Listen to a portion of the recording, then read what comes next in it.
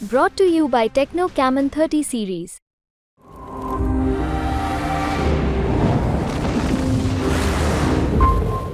मालूम है कि अब हमारा खिसक गया है पैर, समझ रहे हैं, जनाधार खत्म हो चुका है। तो इस समय माइंड डिस्टर्ब है, अब पता नहीं कुछ भी लोग बोल रहे हैं। लगातार 10 साल से यहाँ पे सांसद रहीं, मिनिस्टर रहीं और देख रहे हैं क्षेत्र में आप मेरे साथ चल रहे हैं। पेयजल के पानी के लिए एकदम मारामारी हो रही है, चलने के लिए रोड नहीं है, क्षेत्र में निकल रहे हैं, त्राही त्राही मची हुई है। आज उत्तर प्रदेश के ये जो मिर्ज़ापुर लोकसभा है, यहाँ पे जो बेरोजगारी एकदम चरम सीमा पे हो और नवयुवक पढ़ लिख करके बेरोजगार बैठे हुए हैं और जिससे कि आज उन्होंने बड़ी आशा उम्मीद के साथ 10 साल से सांसद बनाया कि बहुत आशा उम्मीद रही कि हम आज यहाँ के सांसद, हमारे सांसद मिनिस्टर हैं, हम सबको रोजगार मिलेगा, नौकरी मिलेगा, लेकिन सबको मिला का निराशा हाथ लगी। नमस्कार, मैं गौरव कुमार पांडे और इस वक्त यूपी तक की टीम मौजूद है मिर्ज़ापुर लोकसभा क्षेत्र में और मेरे साथ मौजूद है समाजवादी पार्टी के प्रत्याशी डॉक्टर रमेश बिंद जी। सर, आपका स्वागत है। धन्यवाद। अभी आप चुनाव प्रचार कर रहे हैं रमेश जी, क्या कुछ जो है लोगों की तरफ से प्रतिक्रियाएं मिल रही हैं आपको? मैं रमेश बिंद, प्रत्याशी समाजवादी पार्टी मिर्ज़ापुर लोकसभा। वर्तमान समय में आज देख रहे हैं लोकसभा का चुनाव हो रहा है और इस समय क्षेत्र में दौरा हो रहा है, आप भी मौके पे हैं। लगातार 10 साल से यहाँ पे सांसद रहीं, मिनिस्टर रहीं और देख रहे हैं क्षेत्र में आप मेरे साथ चल रहे हैं। पेयजल के पानी के लिए एकदम मारामारी हो रही है, चलने के लिए रोड नहीं है और आपको बता दूं कि इस समय एकदम क्षेत्र में निकल रहे हैं, त्राही त्राही मची हुई है। आज उत्तर प्रदेश के ये जो मिर्ज़ापुर लोकसभा है, यहाँ पे जो बेरोजगारी एकदम चरम सीमा पे हो और नवयुवक पढ़ लिख करके बेरोजगार बैठे हुए हैं और जिससे कि आज उन्होंने बड़ी आशा उम्मीद के साथ 10 साल से सांसद बनाया कि बहुत आशा उम्मीद रही कि हम आज यहाँ के सांसद, हमारे सांसद मिनिस्टर हैं, हम सबको रोजगार मिलेगा, नौकरी मिलेगा, लेकिन सबको मिला का निराशा हाथ लगी। सर, इसके अलावा अभी हाल फिलहाल में ही अनुप्रिया पटेल जी ने जो है एक बयान दिया था राजा भैया को लेकर। उन्होंने कहा कि भाई जो है अब रानियों के कोख से राजा नहीं, अब ईवीएम से जो है राजा पैदा होता है, जिस पर राजा भैया ने भी जो है अपनी तरफ से रिएक्शन दिया था। तो आपका जो है इस बयान पर क्या कुछ कहना है? देखिए, इस समय जैसे स्थिति को भांप लेता है हर जगह से जो क्रिया प्रतिक्रिया या क्षेत्र की जनता से जो बातें आती रहती है, सबको मालूम हो जाता है।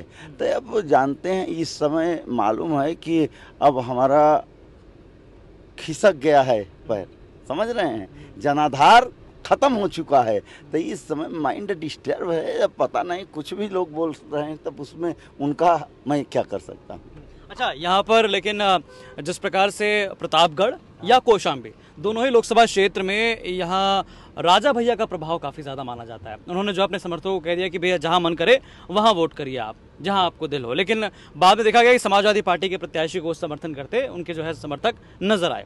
क्या लगता है कि यहाँ पर भी, क्योंकि अनुप्रिया पटेल ने बयान दिया था, क्या लगता है उसका प्रभाव यहाँ पड़ेगा? क्या राजा भैया के लोगों को, अगर हमने देखा कि मिर्ज़ापुर में भी उनके कुछ लोग यहाँ पर आकर जो है लगे हुए थे, क्या लगता है कि चुनाव पर असर डालेगा? निश्चित रूप से अंतर बढ़ेगा। तो क्या लगता है, मतलब ये मुद्दा जो है ये हावी पड़ रहा है यहाँ पर भी? निश्चित रूप से जैसे आप जानते हैं, इंडिया गठबंधन की जीत तो 100% है ही है, लेकिन आज जो समर्थन मिल रहा है उसमें जीत का अंतर बहुत बड़ा होगा। जीत का अंतर बड़ा होगा। सर, इसके अलावा लगातार जो है भाजपा की तरफ से चाहे प्रधानमंत्री हो चाहे मुख्यमंत्री हो, तमाम बयानबाजी सामने आती रहती है। तो प्रधानमंत्री ने जो है शुरुआत में कहा था कि भाई हम जनता के बच्चों के लिए खप रहे हैं और विपक्ष जो है वो अपने बच्चों के लिए खप रहा है। देखिए, अभी मिर्जापुर में प्रधानमंत्री जी ने क्या कहा है, आपने सुना? क्या कहा? क्या कहा? आप बताइए। आप बताइए, बता रहे हैं आप। हाँ, आज कई जगह उन्होंने जिस ढंग से बयान दे रहे हैं, हिंदू, मुस्लिम और मंगलसूत्र और तमाम के लिए दे रहे हैं।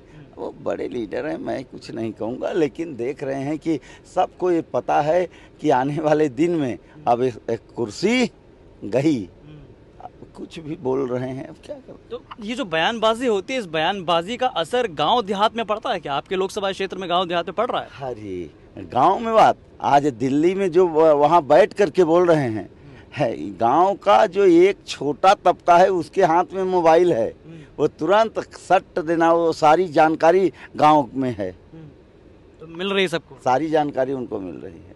अच्छा, इसके अलावा यहाँ पर इस बार समाजवादी पार्टी के साथ राहुल गांधी जो है मैदान में, वो कह रहे हैं कि दो लड़कों की जोड़ी जो है वो उत्तर प्रदेश में तूफान ला देगी।